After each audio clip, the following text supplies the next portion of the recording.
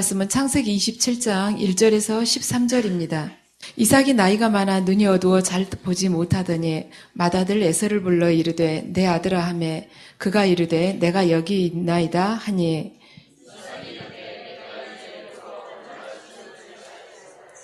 그런즉 내 기구 곧 화살통과 활을 가지고 들에 가서 나를 위하여 사냥하며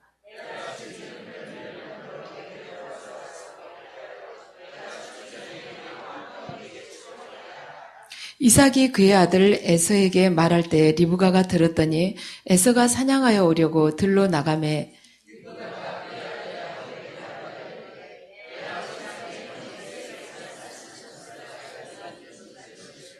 나를 위하여 사냥하여 가져다가 별미를 만들어 내가 먹게 하여 죽기 전에 여호와 앞에서 내게 축복하게 하라 하셨으니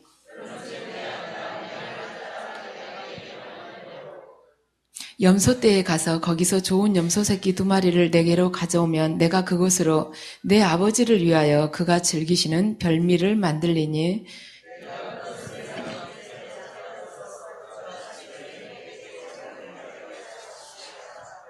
야곱이 그 어머니 리브가에게 이르되 내 형 에서는 털이 많은 사람이요 나는 매끈매끈한 사람인즉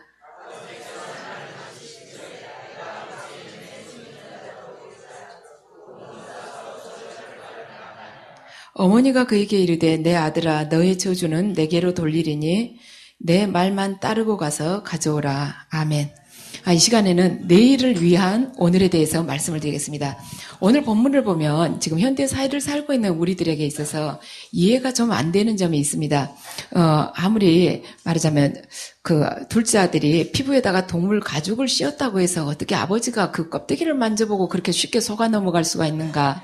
또 한 가지는 아무리 편애가 심하다고 큰아들한테 축복을 주려는데 밖에서 듣고 그걸 이렇게 사람을 바꿔치기 위해서 축복을 가로챌 수가 있는가. 이러한 것이 우리가 이렇게 상식적으로 생각했을 때는 이해가 되지 않습니다. 그래서 이삭의 축복 문제를 보면 우리가 약간 혼란스러운 게 뭐냐면 하나님께서 말씀하신 그 약속과 세상의 법이 거기에서 어긋나기 때문에 지금 이삭이 내린 이 축복에 있어서 우리가 혼란스럽습니다. 그 시대의 사회법은 부모가 말하자면 부모의 재산이나 축복에 대해서는 장자에게 물려주게끔 돼 있었습니다. 그런데 이삭의 집안은 달랐어요. 아브라함이 이삭에게 재산과 축복권을 이렇게 물려줄 때는 장자이고 또한 외아들이 있죠.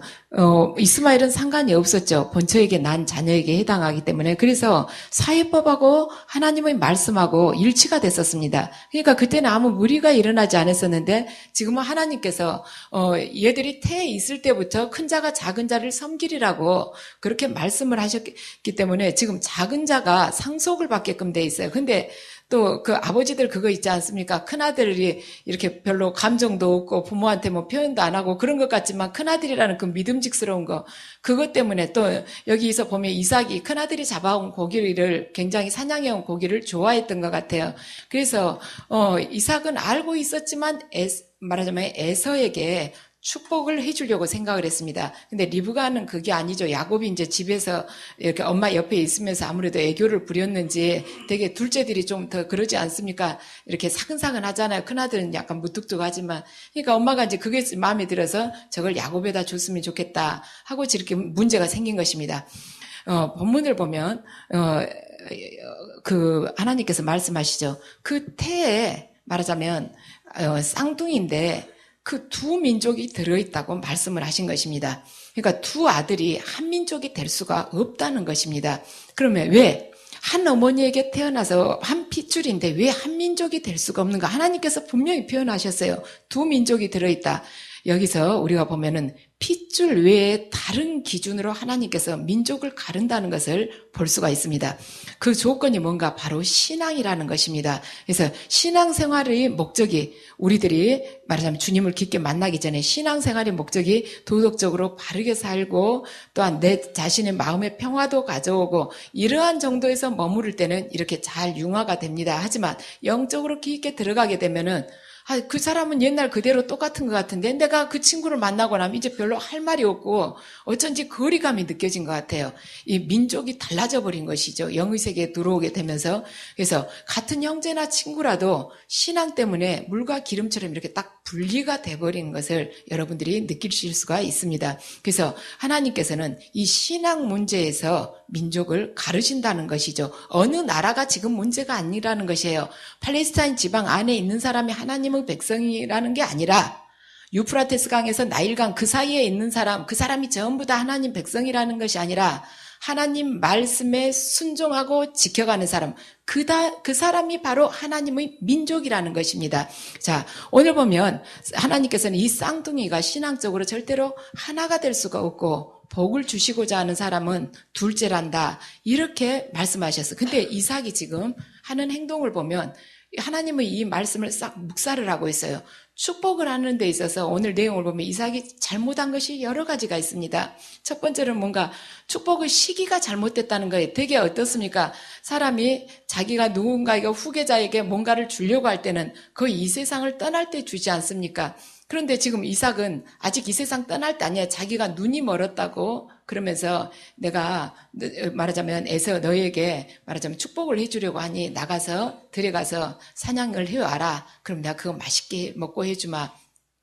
자기가 눈 멀어서 얼마 안 있으면 죽을 것 같다고 이야기합니다. 근데 지금 이삭은 이거 먹고 나서도 40년이나 더 살았어요.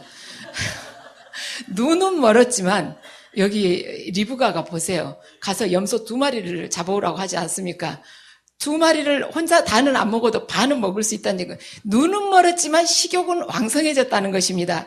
그래서 이게 축복의 시기가 지금 현재 잘못됐다는 것이죠. 그리고 축복의 방법 또한 잘못된 것이에요. 에서가 나가서 사냥해온 고기를 요리를 해주면 그거 먹고 기분이 좋은 상태에서 지금 축복을 해주겠다는 것입니다.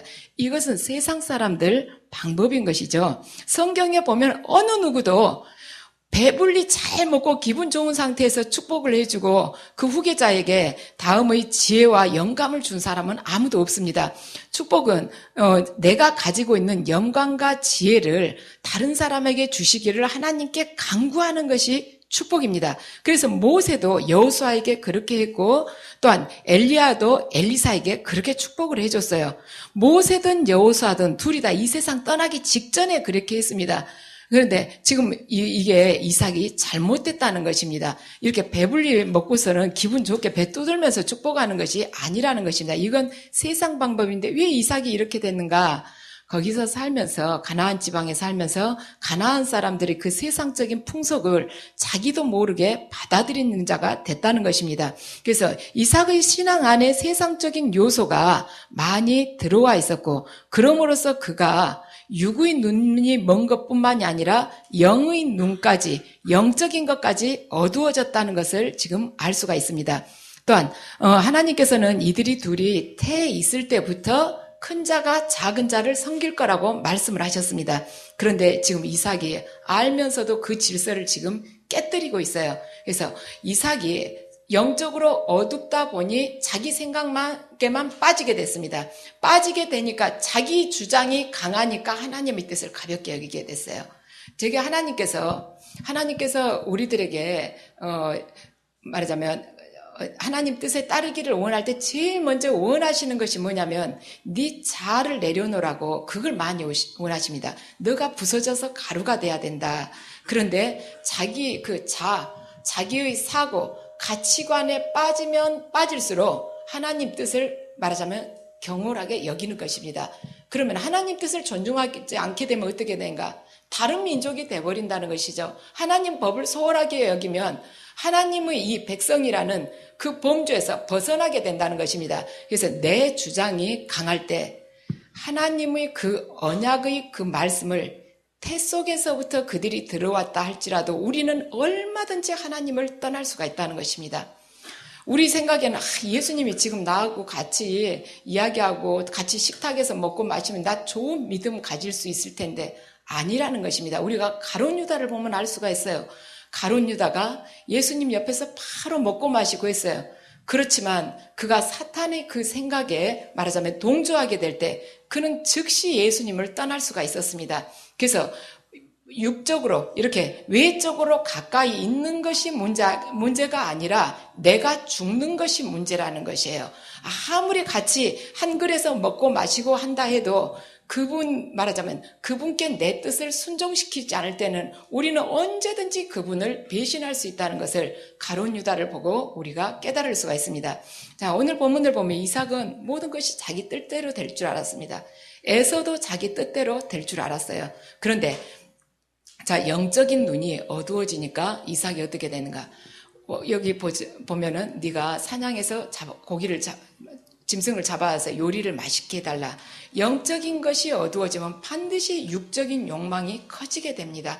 그러니까 이 육신적으로 원하는 것을 더 많이 바라보게 되는 것이에요.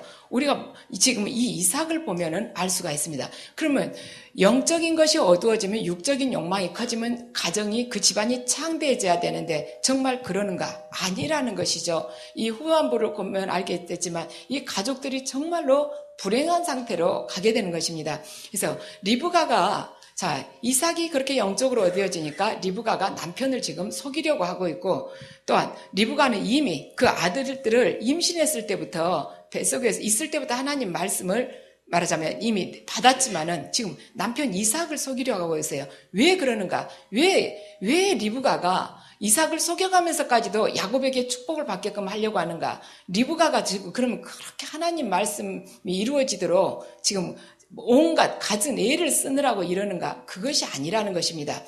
하나님 말씀에 대한 그 믿음으로 리브가가 시작을 했다면 끝까지 믿음으로 해야 되는데 이 방법이 잘못됐다는 것이죠. 목적이 선하다면 자기가 지금 이렇게 말하자면 하려는 그 목적, 하나님의 뜻을 성취하게끔 자기가 조력자가 돼야 된다는 그 목적을 가지고 있다면, 목적이 선하다면 반드시 방법도 선한 방법을 써야 되는데 그게 아니라는 것입니다. 그래서 리브가가 잘못됐다는 것이죠. 그래서 만약에 리브가가 하나님의 말씀에 의지해서 이 일을 시작했다면 어떻게 됐겠는가? 우리가 리브가 입장이라면 어떻겠습니까? 자기 남편이 지금 둘째에게 말하자면 하나님께서 축복을 해주시겠다 했는데 에서를 데려다 하려고 그래요. 그럴 때 어떻겠어요? 안 된다. 내가 친작부터 들었다. 이리 와라. 이러겠습니까? 지금처럼 아니죠. 하나님께서 우리 같으면 기도하지 않겠습니까? 하나님, 제 남편 이삭의 마음을 바꿔달라고 기도하지 않겠습니까? 그래서 하나님께서 이삭의 마음을 바꾸어 주시리라는 걸, 그걸 믿었어야 돼요. 설사 이것이 그러지 않고 이삭이 에서에게 축복을 내렸다 할지라도 그것은 인간적인 행위이기 때문에 하나님께서는 당신의 약속, 야곱에게 주겠다는 그 약속을 반드시 지키셨을 것입니다. 그런데 리브가가 믿음으로 이 일을 하지 않았습니다. 자, 성경을 보면 리브가가 굉장한 각오를 하면서 말을 합니다. 내 아들아, 지금 야곱에게 하는 말이죠. 너의 저주는 내게 돌리리니 내 말만 쫓고 가서 가져오너라. 네가 받을 저주 내가 받겠다. 그러니까 내 말만 잘 들으라는 겁니다. 자, 이 리브가가 결국에는 저주를 받게 되죠. 아들을 떠나보내고 20년 만에 아들이 돌아옵니다. 근데 그 사이에 리브가가 죽게 됩니다. 아들을 다시는 보지 못해요. 그 받아야 할 저주를 자기가 입술로 내뱉은 그대로 저주를 받고 있습니다.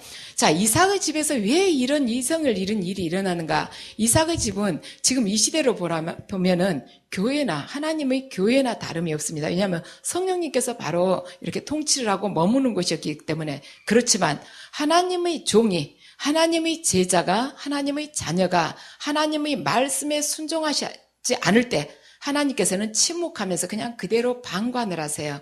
그러다가 우리 어떻게 됩니까? 그냥 주님의 영이 떠나시게 되는 거. 그러면 어떻게 돼요? 우리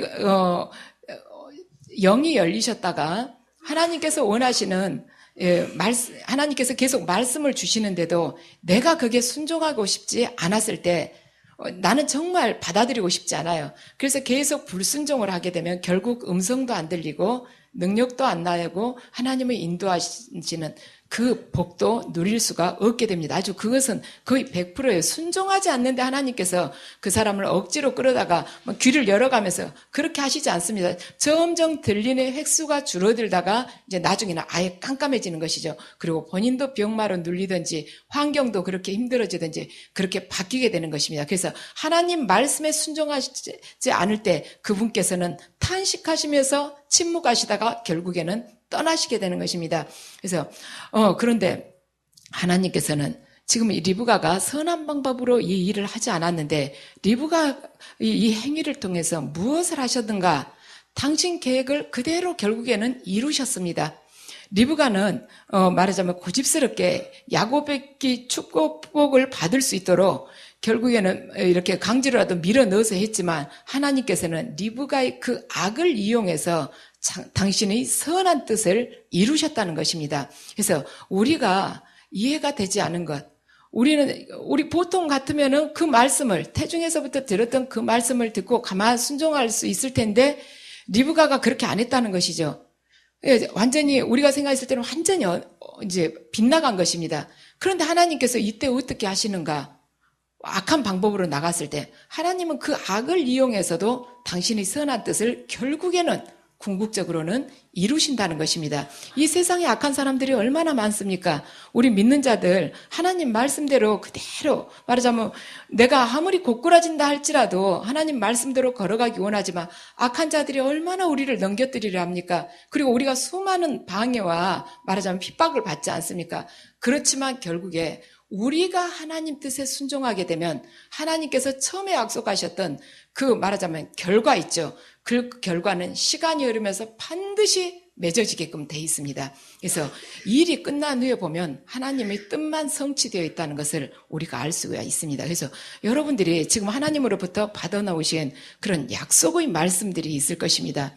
그런데 이 약속을 믿고 걸어가려고 하는데 지금 장애물이 너무 많은 거예요. 생각지도 않은 사람이 튀어나와가지고 또 내가 며칠 날 돈을 누가 해주기로 했는데 먼저 가서 빌려가 버렸다든지 아니면 내가 어디 직장에 누가 써준다고 했는데 또 어느 누구 그 직장의 상관 아들이 또 갑자기 들어와가지고 그 자리를 차지했달지 이럴 때 나는 어떡하나 여기저기서 다 뺏기고 나는 올 때 갈 데 없는 거 아닌가. 그렇지만 하나님께서는 그 말하자면 힘든 그 상황을 통해서도 당신의 뜻을 결국에는 이루십니다. 여러분들 중에 요셉의 복을 받을 것이라고 내가 너에게 요셉의 복을 주기를 원한다. 그래서 생각했을 때 내가 지금 이 상황에서 무슨 요셉의 복을 받겠는가. 요셉까지는 내가 총리까지는 바라지도 않습니다. 그냥 어디 회사 그냥 부장 자리나 하나 주세요. 제가 언감생심이 요셉을 바라겠습니까? 그냥 너무 길게 있다가 갑자기 띄워주지 마시고 지금부터 그냥 풀칠이 나게 어디 가서 아쉬운 소리는 안 하게 조금 해주세요.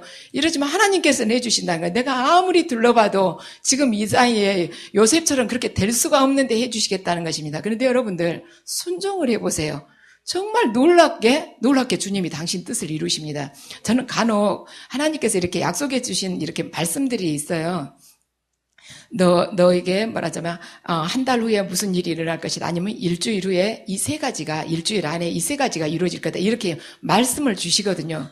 그럴 때 제가 가만 그 계시를 받으면서 도대체 어떻게 일어날까? 이렇게 고요 잠잠하고 아무도 우리 집 배를 누르는 사람이 없는데 어떻게 일어날까 하고 이렇게 가만 보면은 믿지 않는 사람이 말하자면 일을 똑같이 하고 있는 걸 제가 봐요.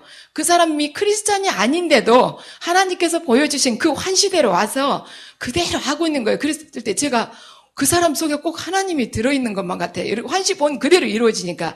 그래서 어쩔 때 그거에 되는가? 꼭 순종할 때 내가 죽을 것 같지만 절대로 옆길로 돌아가지 않고 하나님께서 말씀하시는 그 말씀, 하나님의 말씀, 그 언약의 말씀을 딛고 걸어갈 때 그 일이 이루어진다는 것입니다. 그래서 여러분들 절대 과장해서 그냥 만족하게 하지 마시고 주시겠다는데 감사하게 받고 그것을 당신 영광으로 돌리겠습니다 하고는 요셉을 꽉 붙들고 여러분들 기도하면서 순종으로 나가시기 바랍니다. 자, 바로가 모세와 하나님께 대항을 했지만 하나님은 어떻게 했는가? 하나님께서가 바로의 그 완악한 마음을 이용해서 당신의 10가지 재앙을 드러내셨습니다. 결국에는 하나님의 영광이 그 고집스러운 바로를 통해서 드러나게 됐다는 것이죠. 가룟 유다가 생각지도 않게 예수님을 배반을 했지만 그 은 30냥에 받고 팔아버렸지만 그걸 통해서 하나님께서는 십자가 위에서 놀라운 구원을 마련하셨다는 것이죠. 그래서 인간이 아무리 몸부림을 쳐도 인간이 아무리 하나님께서는 당신 원하시는 자들에게 약속하는 그 축복을 예비한 대로 그대로 주시는 것입니다. 자, 이삭이 불순종을 했습니다. 그렇지만 하나님 뜻은 이루어졌습니다. 그렇지만 가족 4명이 다 상처를 받게 됐어요.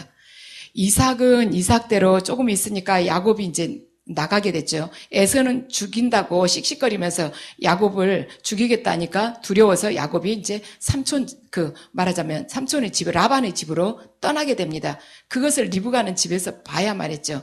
결국 리브가는 그때 이후로 야곱을 보지 못하고 죽게 되고 이 두 형제는 20년 동안 연락 한 번 하지 않고 그렇게 말하자면 소원하게 그렇게 지내는 것을 볼 수가 있습니다. 그리고 하나님께서 원하시는 뜻이 순탄하게 이루어지는 것이 아니라 아주 악한 방법으로 이루어지게 되는 것이죠. 야곱은 그렇게 교묘하게 술수를 씀으로 인해서 자기보다 더 교묘한 삼촌 라반을 만나서 20년 동안 피고름이 나오도록 죽어라고 고생을 하고 그 사기꾼 같은 기질을 거기서 쫙 빼고 다시 돌아오게 됩니다. 그래서 우리가 아무리 세상적인 방법을 쓰고 싶다 할지라도 이 부분을 생각을 하세요, 여러분들.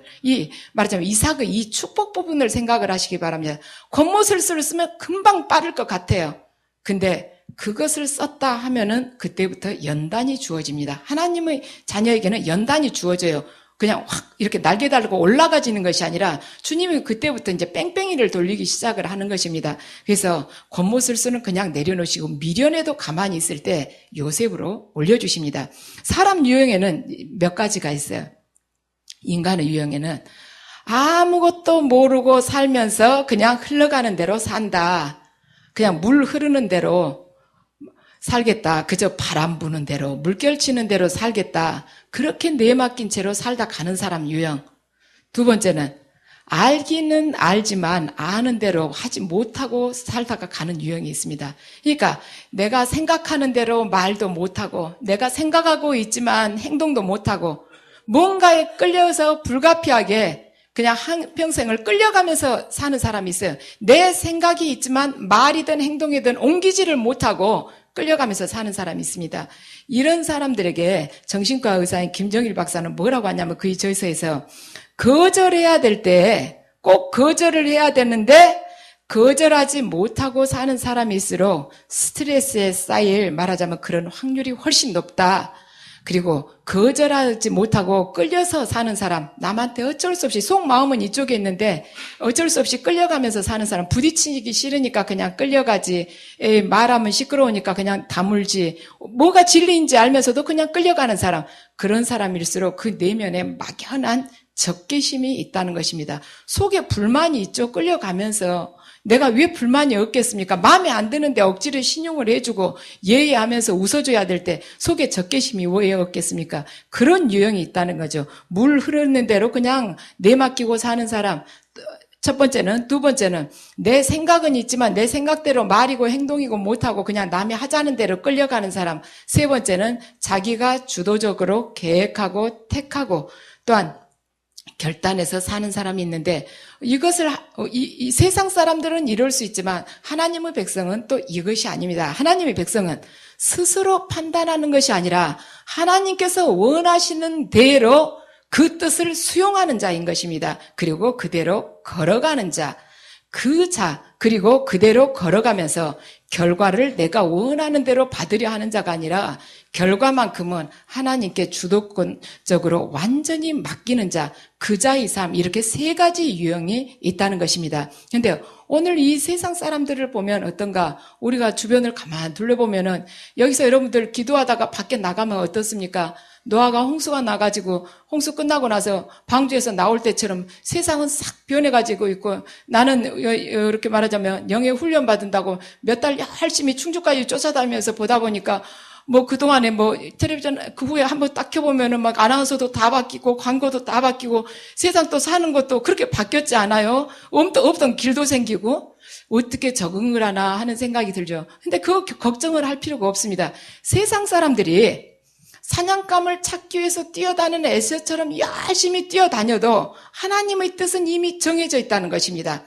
하나님의 뜻은 가변적이에요. 세상 사람들은 아무리 뛰어다녀도 고정되어 있는 것입니다. 왜냐하면 그 사람들이 왜 고정되어 있느냐가 말하자면 시대는 하루하루 바뀐 것 같아. 뭐가 고정이 되는가? 그 모든 것을 주관하고 관장하시는 분이 하나님이시기 때문에 그 변수를 가지고 계시는 그 하나님과 나와의 관계가 바르면은 이 모든 것은 하나님께서 때에 맞춰서 나에게 허락을 해주신다는 것이죠. 그래서 여러분들이 믿음 생활하면서 어떻게 보면 정말 순진무구할 정도로 하나님 법대로 살려고 할 때 그 에서처럼 열심히 말하자면 활을 쏘고 쫓아다니는 사람들 보면은 한정없이 꼭대기까지 올라갈 것 같죠. 그런데 나중에 보세요. 복 받는데 보면 뭐 그렇게 뛰어다녔어도 별로 멀리 가지도 못하고 그냥 그 자리가 그 자리라는 것 여러분들 보실 수 있습니다. 그래서 하나님의 말씀에 우리가 순종을 할 때 하나님께서는 당신께서 예비하신 축복을 딱 때에 맞춰 주세요.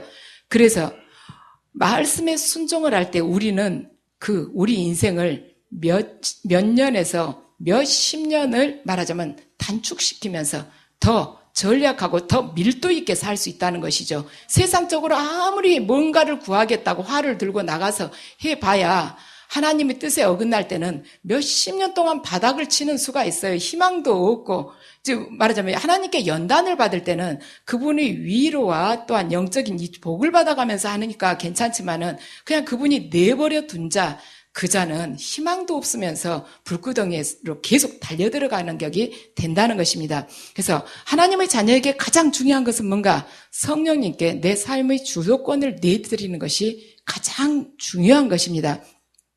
이삭에게서 성령님이 주도하심이 떠났을 때 그 앞을 보지 못하는 이삭은 평범한 노인에 불과했습니다. 하나님의 말씀이 딱 이렇게 멈추니까 그 사람은 뭐 하나님 교회의 말하자면 하나님의 종이 아니라 밖에서 돌아다니는 이방인의 그냥 늙어빠진 할아버지에 불과했어요. 그래서 그렇게 되고 나니까 아내나 아들에게 짓밟히는 자가 됐습니다. 그래서 성령님께서 침묵하시는 크리스찬은 어떻게 되는가? 이방인들이 발에 반드시 짓밟히게 되어 있습니다. 멀리 갈 것 없습니다. 오늘 본문의 이삭을 보면은 당장 자기 가족한테 짓밟히는 거예요. 하나님의 말씀에 딱 귀를 막으니까 아내와 아들이, 그것도 큰 아들도 아니고 둘째 아들이 확 받지 않습니까?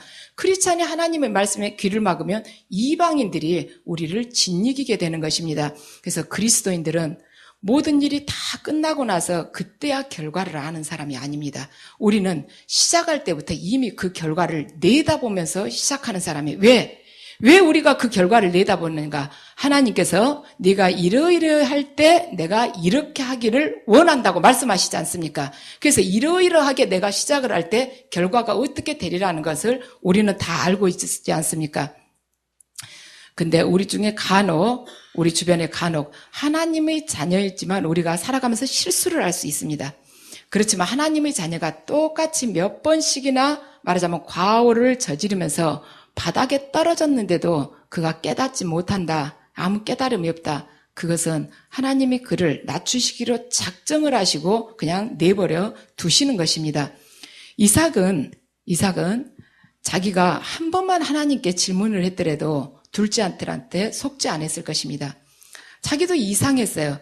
왜 목소리는 말하자면 둘째 목소리인데 왜 손은 내서의 손인가? 이것이 이상했습니다. 그럼 하나님에게 하나님 정말 이상합니다. 둘 중 누구입니까? 당신께서 분별해 달라고 기도하면서 여쭤봤으면 하나님은 분명히 말씀해 주셨을 것입니다. 그런데 왜 묻지 않았을까? 왜 사람들은 뭔가 이상하다 싶으면서도 하나님께 질문을 하지 않는가? 자기의 판단이나 감정이 확실하게 옳다고 생각하기 때문에 하나님의 의견을 들으려고 하지를 않습니다. 근데 우리가 신앙생활을 하다 보면 신앙생활 하는 데 있어서 문제가 된 것은 큰 것이 아니에요. 아주 사소한 것에서 문제는 시작이 됩니다. 야곱이 이삭 앞에 섰을 때 음성이 약간 이상하게 들렸습니다. 이삭에게 그 야곱의 음성이 이상하게 들렸어요. 큰아들 음성이 아닌 것 같았어요. 그런데 그 이상한 음성, 그 몇 마디 뒤에 얼마나 무서운 그 음모가 있었습니까?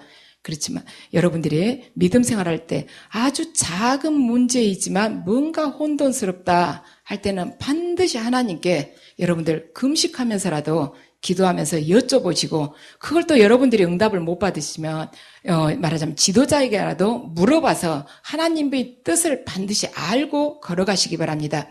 자, 야곱은 하나님의 뜻을 알기는 알았습니다. 이미 알았어요. 야곱이 형한테 팥죽을 팔지 않아도 하나님께서 야곱에게 복을 주시려고 했습니다. 야곱이 굳이 짐승 가죽으로 팔을 감지 않았어도 하나님께서는 그렇게 말하자면 축복을 주시려고 했습니다. 그렇지만 현실의 삶 속에 하나님의 말씀에 복종하지 않고 인간적인 방법과 속임수를 통해서 자신의 그 말하자면 취하고자 하는 그 목적을 성취하고자 할 때, 그때부터 연단이 시작된 것입니다. 야곱은 딱 이렇게 해보고 나서 그때 이제 집에서 완전히 나가게 돼서 자기보다 수십 배 머리 잘 돌아가는 삼촌 라반 밑에 가서 20년을 말하자면 기름을 짜이다가 나오게 되는 것이죠. 그래서 야곱처럼 의미 없는 축복을 받기 위해서 온갖 속임수와 노력을 우리는 절대로 이걸 거울 삼아서 할 필요가 없습니다. 그냥 맡기면 되는 거예요. 말씀에 믿고 그냥 곰처럼 그냥 가면 되는 것입니다. 모든 것이 허탈하지 않습니까? 20년이라는 세월 남이 고생했으니까 에이 후딱 지나갔겠지. 아니죠. 하루하루가, 고생할 때 하루하루가 얼마나 힘이 듭니까? 그런데 자기 제발로 이 고생을 사서 한 거예요. 이렇게 야비한 방법을 쓰니까 하나님께서 말하자면 야곱을 그 속에다 집어넣은 것입니다. 야곱의 인생이 우리가 생각했을 때 제일로 꽉 집어내기가 어려워요. 아브라함은 말하자면 믿음의 조상이다. 이삭은 말하자면 겸손하다. 순종했다. 말하자면 어렸을 때 그 모리아 사건 때문에 그렇게 말을 할 수가 있는데, 야곱은 뭐라고 꽉 집어서 표현을 하기가 어렵습니다. 야곱은 굉장히 복잡한 사람이에요. 왜 표현을 하기가 어려운가? 야곱의 인생 전체가 인간적인 방법과 하나님의 방법이 섞여 있기 때문에 야곱의 색깔이 불투명한 것입니다. 그래서 인간적인 방법이 섞여 있을 때 반드시 하나님께서는 당신께서 택한 자라면 그에게 불같은 시험을 주시고 계십니다. 자, 일본의 작가 미우라 아야코, 우리가 옛날에 아마 빙점을 읽으면서 접해봤을 것입니다. 그 미우라 아야코는 고난이 의미하는 것이라는 자신의 저서에서 이렇게 표현을 하고 있습니다. 인생에서 두 번째로 좋은 일이 제일 좋은 일을 가로막는다고 표현을 하고 있습니다. 그러니까 우리가 제일 좋은 일이 인생에 있어서 가장 우리가 생각했을 때 영원한 것, 그 안에서 생각했을 가장 좋은 것이 뭔가, 최고 가치가 있는 것이 뭔가, 하나님과 바른 관계를 맺는 것이 최고의 가치가 있는 것입니다. 근데 그 외의 것들은 사실 부수적인 것들이에요. 그런데 우리는 그것을 내려놓고 눈에 안 보이니까 지금 당장 두 번째, 세 번째 원하는 것을 가지고 이 제일 좋은 것을 가려버립니다. 그런데 미우라 아야코는 이 기독교 작가이죠. 그것을 깨달은 것이죠. 인생에서 두 번째로 좋은 일이, 나에게 있어서 두 번째로 내가 추구하고 있는 일이 가장 꼭 해야 될 일, 그 일을 가로막는 장애물이 된다고 표현을 했습니다. 자, 우리들에게 오늘이라는 시간이 지금 현재 주어졌습니다. 지금 오늘. 이 시간 다시는 돌아오지 않습니다. 그러면 지금 우리가 이 오늘에 대해서 깊게 생각을 해볼 필요가 있습니다. 자, 오늘이 있기 위해서 우리들에게는 어제가 있었습니다. 그리고 내일이 있기 위해서 지금 오늘이 있는 것입니다. 그래서 이것을 알고, 자, 오늘이 있기 위해서 어제가 있었고 내일이 있기 위해서 지금 현재 이 시간, 오늘이라는 시간이 있는 것을 알았다면 반드시 고요하게 그분의 뜻을 받아들이고 순종하는 것이 믿음이라는 것입니다. 믿음은 먼 미래의 소망을 두고 지금 현재의 삶을 통제하고 절제하고 하나님 뜻에 내 삶을 모두 말하자면 맡기는 것이 바로 믿음이라고 말씀을 드렸습니다. 그래서 우리 자신을 다시 한번 하나님 앞에 낮추어서 우리 삶이 하나님 나라를 온전히 성취하는 수단이 되도록 성령님께 여러분들이 모든 지체를 내맡기십시오. 그리하면 이삭처럼 사냥해온 그 고기 요리에 흠뻑 빠져서 하나님께 불순종하는 결과를 낳지 않게 될 것이며 하나님의 뜻이 하나님의 방법대로 여러분을 통해서 이 땅에서 선하게 열매 맺게 될 것입니다. 그 주인공 되시기 바랍니다.